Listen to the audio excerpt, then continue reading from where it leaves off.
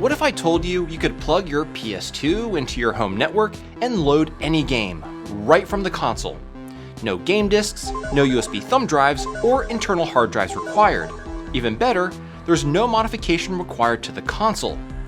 Now, I've shown a similar method before using a Raspberry Pi, but let's be honest, it looked like a tangled mess. Instead, we'll be using this, a sleek, purpose-built device with nearly endless storage and a bunch of extra features to boot. The project is called RetroNAS, and it might just change the way you think about loading games onto the PS2. So, let's take a look.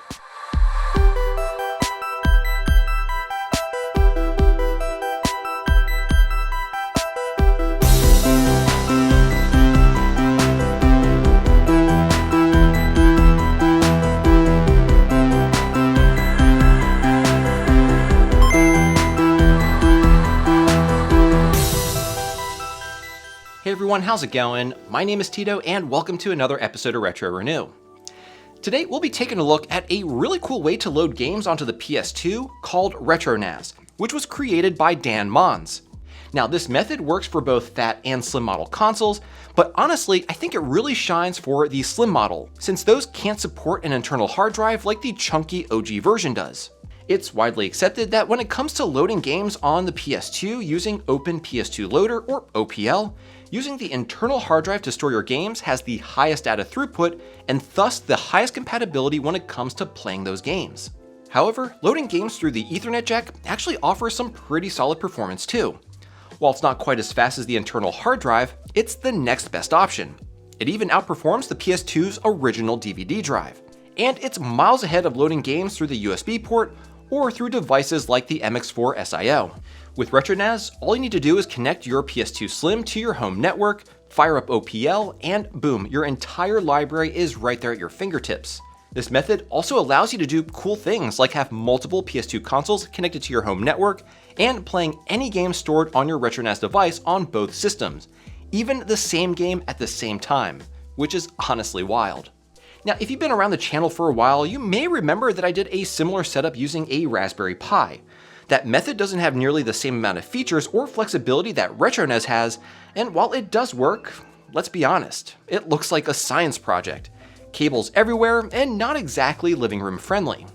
And that's where this device comes in. This is a NAS, or Network Attached Storage, and the one I'm using here is the UGREEN DXP 4800 Plus. It's a 4-bay unit that frankly looks beautiful. It has a super clean design and it fits in right next to the PS2 Slim without looking out of place. When I was researching NAS devices for this project, I had this one on my shortlist for several reasons. So when UGREEN actually reached out about a possible sponsorship, the timing was just perfect. What really drew me to this unit though was its flexibility.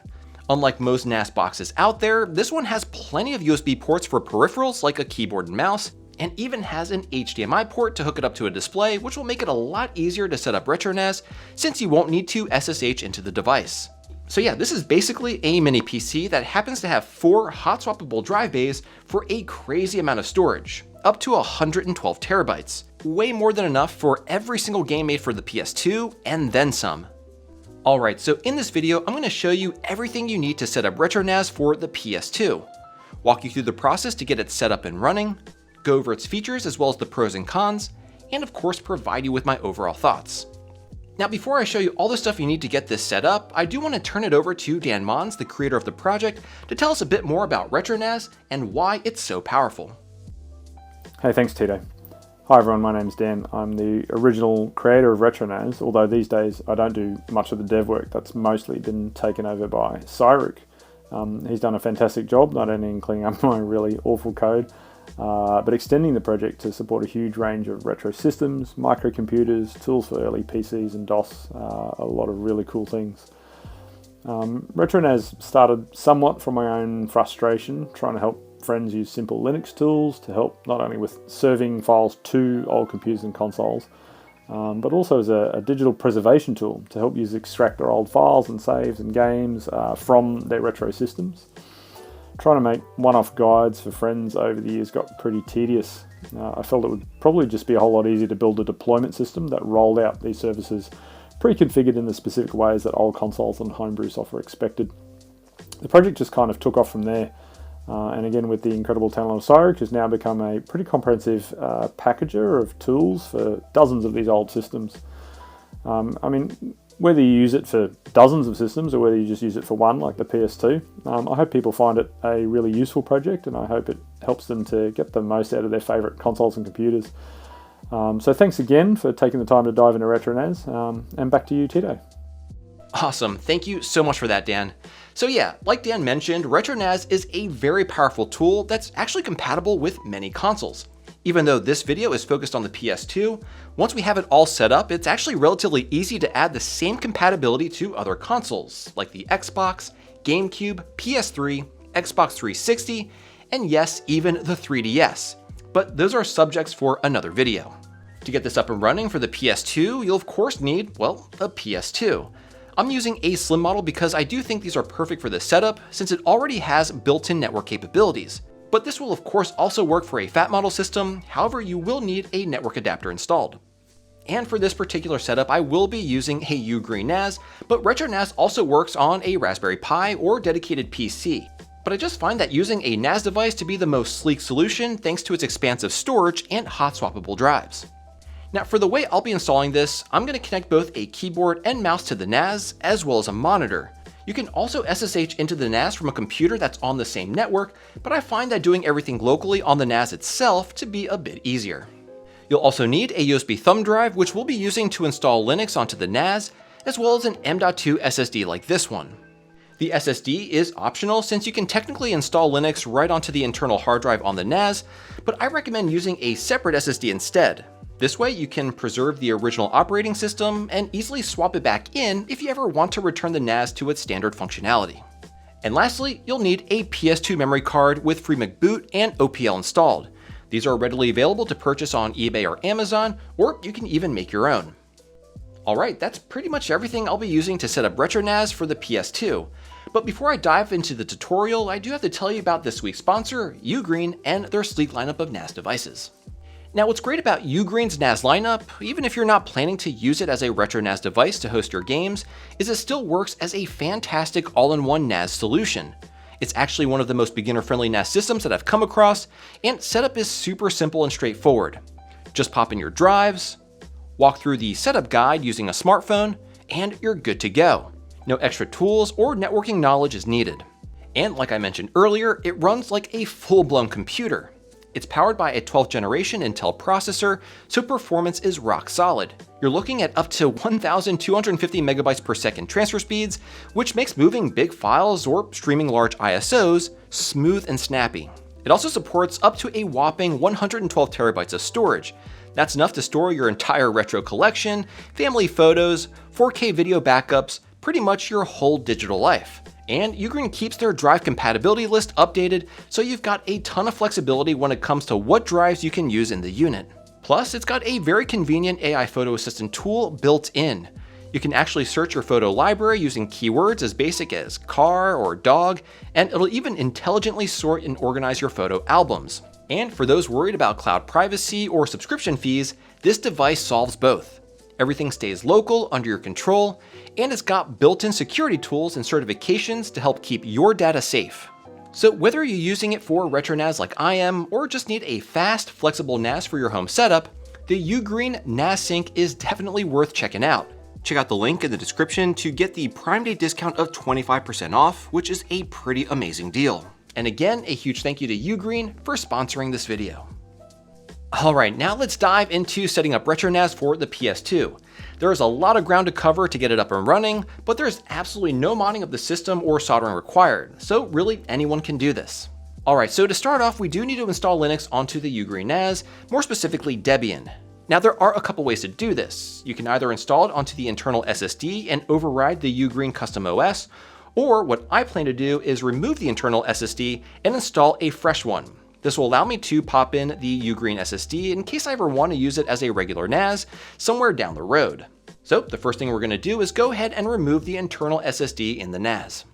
Now in order to do this, we need to tear down the NAS. Thankfully, it's pretty simple and straightforward. To start off, we'll remove the 4 drive bay caddies. Then we'll place the NAS on its face, and I like to use a microfiber towel to protect the unit from getting scratched. Next, we'll need to remove the rear panel. it's just secured by 4 Phillips screws, which are hidden underneath some rubber covers. So we'll need to remove those and unfasten the screws. Then we're going to want to lift off the rear panel. First, remove the magnetic dust cover, then use a tool like this one here, which has a nice hook at the end, and then carefully pry the panel upwards. Just hook it underneath the vents and gently lift up as shown here. Next, we'll take out the fan, which is also only held in with another 4 screws. Once it's freed, unplug it and set it aside.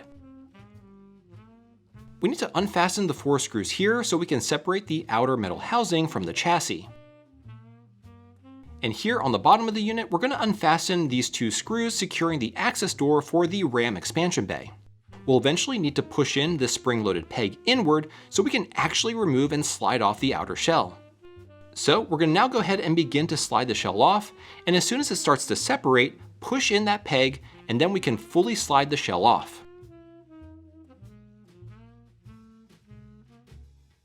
Great, with the shell removed, we can now access the internal SSD, which is right here on the bottom.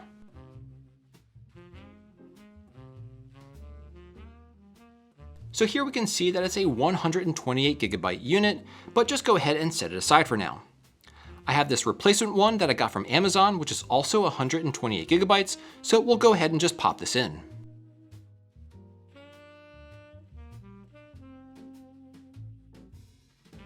Great, now we just need to go ahead and put the UGREEN NAS back together, which is just the reverse of the disassembly process.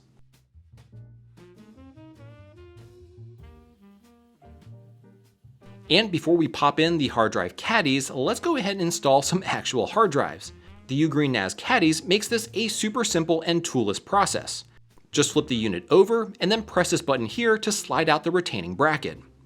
Then grab any 3.5-inch drive, drop it in, and then lock the retaining bracket to the hard drive and boom, you're all set. Do this for all 4 drives and then install them into the NAS.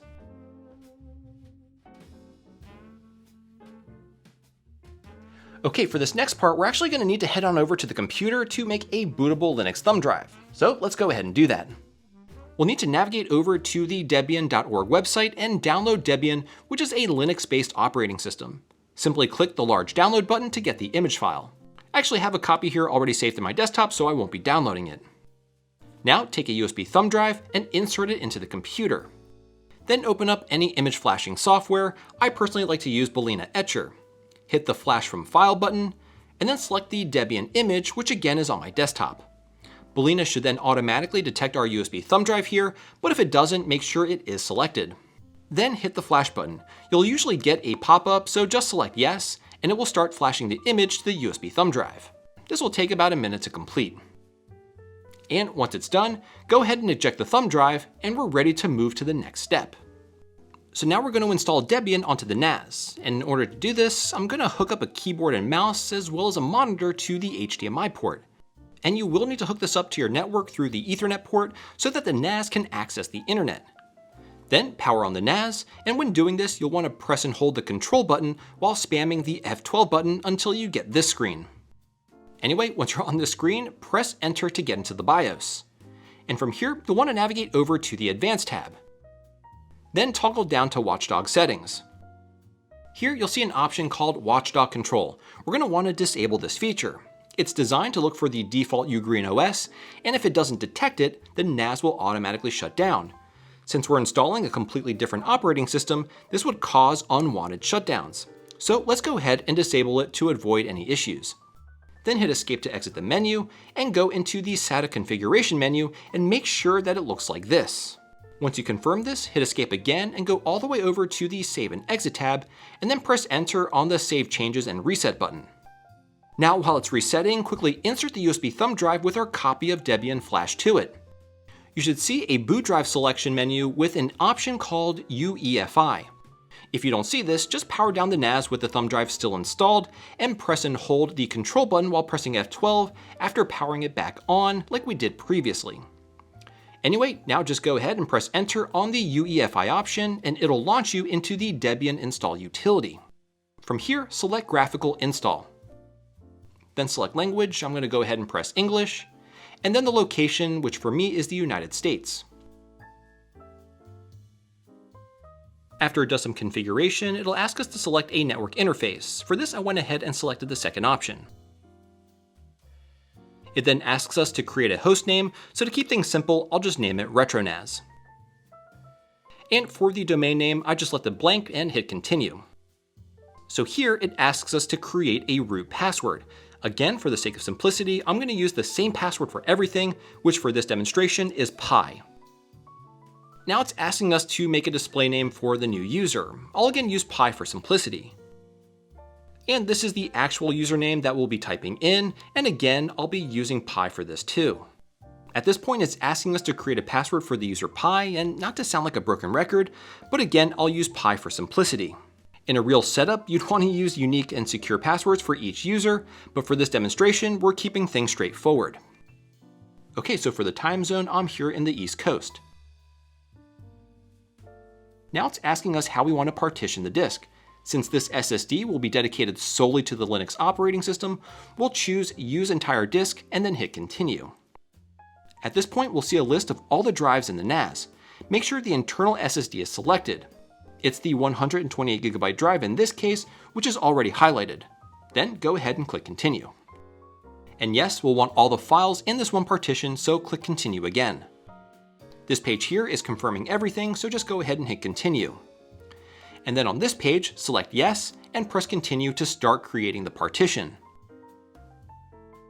Here it's asking for your location, again so it can find the mirror that's closest to you so you can download the Debian files, so I'm going to go ahead and select the United States.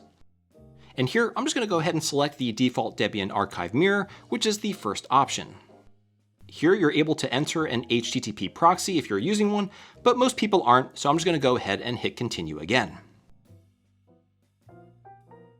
Now it's asking if you want to participate in something called popularity contests, which is a way for developers to see what people are using on their Linux machines.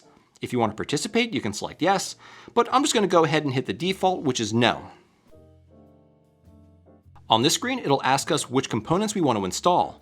While most users might prefer a graphical user interface, RetroNAS setup is primarily done through the command line. So we'll uncheck Debian Desktop Environment and GNOME to speed up the installation process. However, we will be making sure to install the SSH server, which allows us to remotely access and configure the NAS later on without needing to connect a keyboard, mouse, or monitor.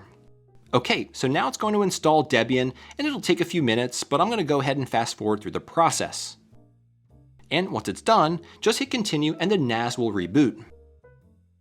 And once it reboots, it'll automatically launch Debian. At this point, you can go ahead and remove the USB thumb drive.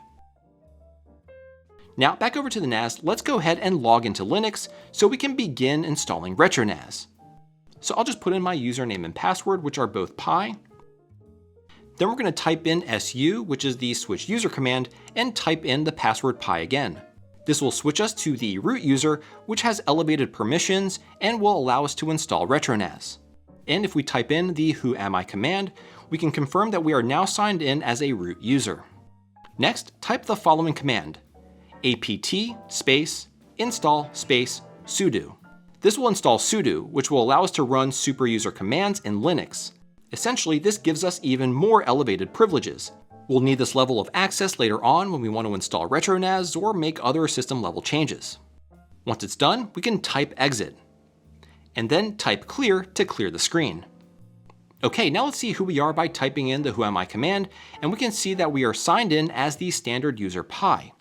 Next, we need to see if the pi user is in the sudoers list, which are those that have the sudo privileges, so type in sudo find, and we can see that pi is not in the sudoers file, so we're going to go ahead and change that.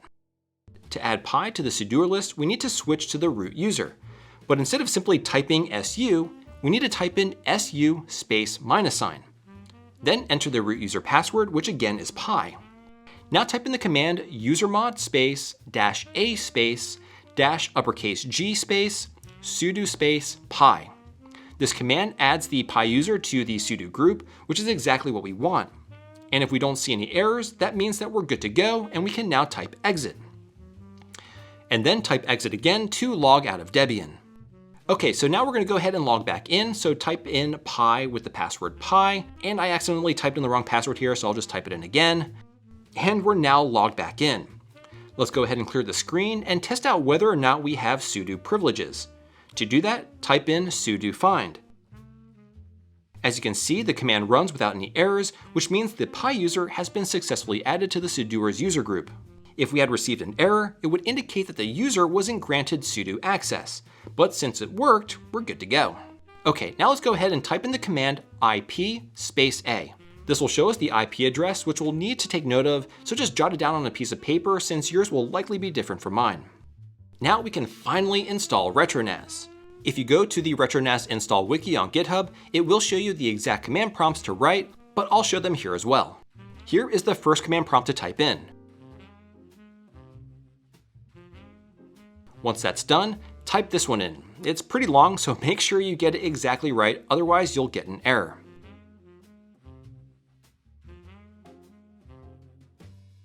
Then type in this command, which will make the script executable.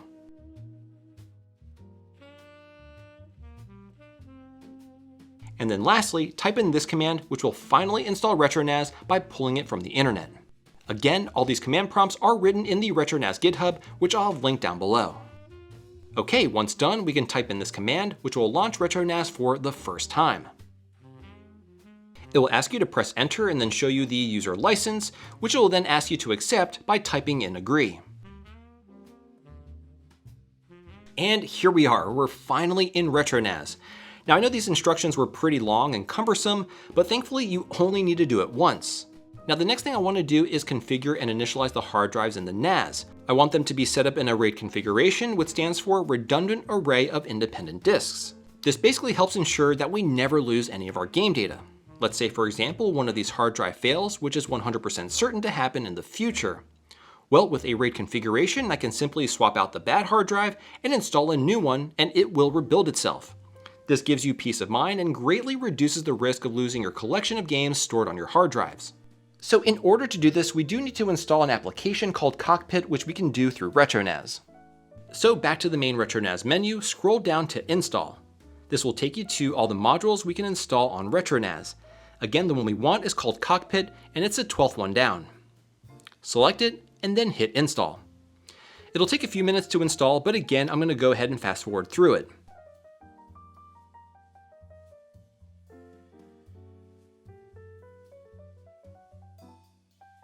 Great, once that's done, we're going to head on over back to the computer, which again has to be on the same network as the NAS.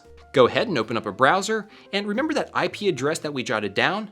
Go ahead and type it in here in the address bar, and at the end, add a colon, as well as the number 9090 following it. You will get a warning here, but just click the Advanced button, and then click Proceed. Okay, so now we're in the login screen for Cockpit. Just use the same login and password, which again for me is Pi. Alright, so this here is the Cockpit dashboard. From here, you're going to want to navigate over to the storage section.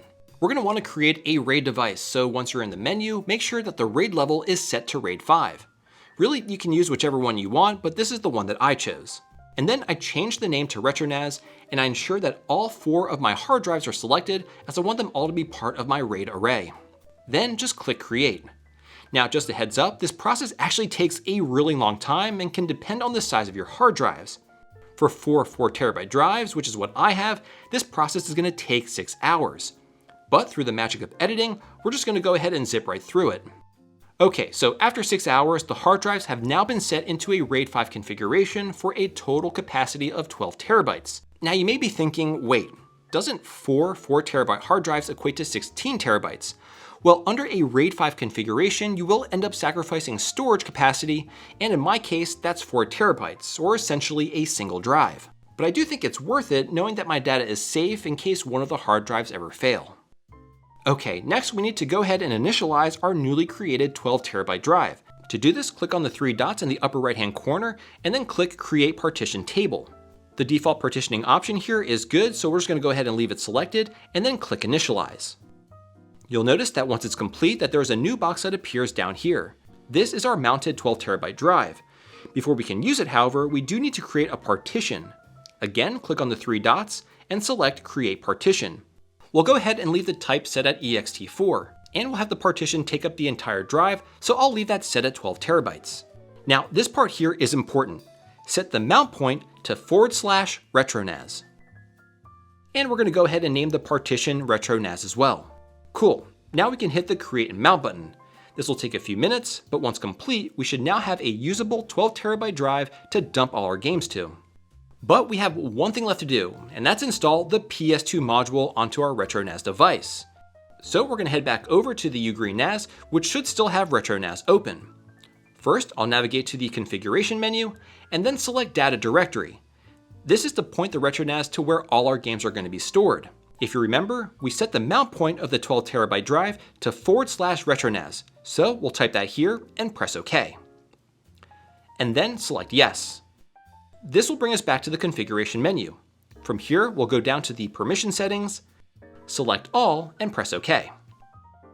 Then press Enter again. And then escape to go back to the main menu. Now everything is pretty much all set up, so we can go ahead and go back to the Install menu. Here, scroll all the way down to item number 59, which is the PS2 OPL SMB configurator. Installing this will allow OPL to see all of our games that are stored on the NAS. Click OK, and it'll start to install the PS2 module. This again will take a few minutes, but once complete, hit Enter, and ladies and gentlemen, RetroNAS is all set up and configured for the PS2. Now let's go ahead and add some games to our UGREEN NAS. To do this, let's hop back over to the computer, which again is on the same network as the NAS. Open up a file browser window, and if you don't see Retro SMB appear under the network icon here, we're going to have to manually navigate to it. So since that's the case here, click on the address bar and type in //RetroSMB. Hit Enter, and you should be prompted to enter a username and password. So I'll just type in pi, and we should see two folders, one called PS2 and one called RetroNAS. If we open the PS2 folder, those that have used OPL before should recognize this folder structure. All you need to do is drop your PS2 games into the DVD folder or the CD folder depending on the game type. I already dropped in a few games for testing, and now the only thing we need to do is set up OPL on the PS2 to find our RetroNAS device on the network. Now, I won't be going through how to set up FreeMake Boot and OPL on a memory card, but you can actually buy these online, and there's a ton of tutorials online on how to set these up. Anyway, with your PS2 system hooked up to your network and your FreeMake Boot memory card inserted, turn on the console. So first we'll go ahead and scroll down to OPL and open it up. Once it's loaded, press the Start button to get into the menu, and then I'm going to scroll all the way down to About so you can see what version I'm running, which really shouldn't matter, but as you can see, I'm running version 1.2.0 beta, but again, this should work with any new version of OPL. Anyway, press the circle button to go back and go all the way to the top to Settings. Here, I'm not going to change much, but if you go to the bottom section under the ETH device start mode, I changed that to Auto. And I also set the default menu to ETH games, which basically means that once OPL starts, it'll show all my games that are coming in through the network. So with that changed, hit OK, and then go to Network Settings, and this is where the important changes are. First, make sure the IP address type is set to DHCP. This will allow your network to automatically assign IP addresses and should work for most people. And in the lower section under the address type, we want to make sure it's set to NetBIOS. For the address, you want to type in RetroSMB, and for the share, you can type in PS2, with the username and password we have set, which in my case is pi. Once you're done with that, hit back, and then be sure to save your settings. You can then press circle to see your list of games, and they may not appear immediately like shown here, but if you reset the console and open up OPL again, this time around you should see all your games. I'll go ahead and select God of War to test things out, and as you can see, it loads right up. And that, ladies and gentlemen, is RetroNAS up and running for the PS2. Man, that was probably one of the longest tutorials I have ever made, but I am so glad to have RetroNAS up and running, and I have to say, it honestly works way better than I thought it would. So with that, let's get right into the features that this setup has to offer. So bottom line, I'm now able to hook up any PS2 to my home network, launch OPL, and all my games are right there at my fingertips. That's really the main takeaway here. All your games are centrally stored on the NAS, and any PS2 console on that same network has instant access to all your games. Now, just to get ahead of the questions, because I know someone's going to ask this, but you cannot connect the NAS directly to the PS2. That's just not how this works. The NAS needs to be connected to a network switch, which handles communications between all the devices on your network. Fortunately, most ISPs provide you with a modem/router combo unit that does have a built-in switch, something that looks kind of like this. Just plug both the NAS and the PS2 to it, and the two can talk to each other over the network. Once you've got the network connection set up, the real work was getting the NAS configured and RetroNAS installed. That part, as I'm sure you noticed from the tutorial, took a lot of time. But once it's done, adding the PS2 module was pretty straightforward. That brings me to another great feature. With RetroNAS up and running, it's easy to expand its capability. You can install other modules for consoles like the original Xbox or GameCube, connect those to your home network, and stream games to them in a similar fashion to how we've done it with the PS2. So yeah, once it's all set up, RetroNAS can become a very powerful hub for multiple consoles and even retro computers. Alright, so another really cool feature is that, as you can see, I have my PS2 here. I have the disk tray open, so you can see there's no game running. But this is playing Marvel vs. Capcom 2 through the Ethernet jack. And now this is a pretty unique use case, but let's say you wanted to have multiple consoles, multiple PS2s, playing games from the single RetroNAS. Well, that's absolutely possible. So I have one PS2 in my living room playing Marvel vs. Capcom. And what's interesting is you can even have another PS2 running the same game. So I have a single ISO image on my RetroNAS, but I'm able to load the game to multiple consoles throughout my house. So as you can see, this is connected to my network through the Ethernet port. There's no trickery here. There's no games inserted. This is just using my FreeMcBoot memory card. And yeah, I got Marvel vs. Capcom 2 playing here, and I have it also here, both being played at the same time, both through RetroNAS. So I just thought that's pretty cool. It's a pretty unique use case, but yeah, let's say you just wanted to have multiple systems in different rooms, just hook it up to, if your house is networked, you could actually play them in different places. So pretty cool feature, just wanted to show you that. Now, another feature that I love about this particular setup, and I know I've mentioned it several times already, is the fact that I'm able to set up my drive in a RAID configuration. This gives me peace of mind, because a hard drive, whether it's solid state or mechanical, will eventually fail, and when that happens, say goodbye to your games. Having a RAID setup reduces the risk of losing all your data. While it's highly likely that one of these drives will fail in the future, more than one failing at the same time is much less likely. And with the hot swappable bays, I can pull out the bad drive and insert a new one, and the RAID will rebuild the new hard drive. Now, RetroNAS has a ton more features, and this video would be much longer than it is already if we went over every single one. But for the purposes of PS2 support, basically you can load your games and also back up your memory cards. Pretty much anything you can do in OPL, you can do with this. But alright, let's get into the pros and cons of this project. Starting with the pros, the UGREEN NAS just worked flawlessly for the setup, and I think it looks great in my mini home lab setup. I love that all my games are centrally located with a RAID 5 configuration, so I know my data is safe, and with hot swappable drives, it's super easy to replace one in case it goes bad. Overall, I couldn't be happier with this setup, and moving forward, this is where I'll be storing all of my ROMs and ISO files, not just for the PS2, but for everything, since a ton of devices, like the Mr. project, and just a slew of other consoles are supported by RetroNAS. If you want to see a RetroNAS setup video for any particular system, definitely let me know by dropping it down below in the comments, and I'll make a tutorial for the one that most people want to see. Another pro is that while I did use a NAS for my setup, which is probably on the pricier side, you can do this all with a Raspberry Pi, or even an old PC that you have lying around. RetroNAS is a very flexible platform that can be installed on pretty much anything that can run Linux, which is fantastic. Now, while I have a lot of praise for RetroNAS, there's still some shortcomings, but thankfully they're not too bad, so let's get into the cons. The biggest con in my opinion was the setup process. It's pretty daunting, and since everyone's home network is different, the process that I use to set mine up may not look like yours exactly. This is most certainly not a plug-and-play solution and does require a bit of effort and time, as well as a little knowledge of home networks. But really, once you get through the hurdle of setting it up once, I do think expanding the capability of RetroNAS through the installation of new modules is a bit more straightforward and a lot easier. All in all, I have to say, I am really impressed with how this all came together, and this is definitely how I will be personally storing and accessing my digital game library for the foreseeable future. Anyway folks, there you have it. RetroNAS for the PS2. a really game-changing way to interact with our games using retro consoles. Now, I do have to give a huge shout out to UGREEN for sponsoring this video and providing their latest NAS for me to use, and just as a reminder, you can get these for 25% off on Amazon as part of their Prime Day sale, which is going to be happening very soon. I'll have links to everything down below in the video description. Now, if you enjoyed this video, I really think you'll like this one here, so check it out. And as always, thank you all so much for tuning in today, and I'll catch you again next time.